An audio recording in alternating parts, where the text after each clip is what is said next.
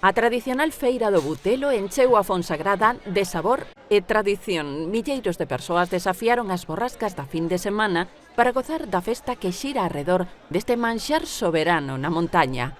A deputada de Turismo Pilar García Porto acompañou o alcalde Carlos López na apertura da 29ª edición da feira que cualificou de exemplo de como a tradición actúa de imán turístico. Se non hai persoas, non hai produto, pero este produto non o pode haber nun territorio que non sexa tan fantástico como o da Fonsagrada, un territorio que conserve as tradicións, que conserve a cultura e que sepa traballar no que é noso e poñelo en valor. A través do Plan Deputación, a institución provincial contribuiu con 35.000 euros a celebración da feira, na que se mercaron os case 25.000 kilos de butelo postos á venda. Certo que ten tanta demanda que xa non pode ser esa matanza familiar a que dé abasto a todo o mercado.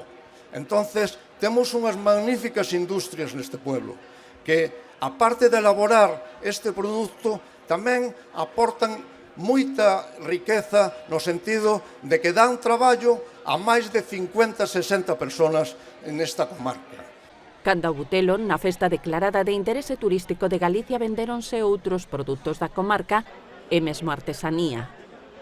O bo ambiente mantívose na xornada do domingo con afluencia de persoas na carpa no exterior do concello e no interior. Durante a entrega do Butelo de Ouro ao Museo Comarcal da Fonsagrada, acto ao que asistiu a presidenta da Deputación, Carmela López.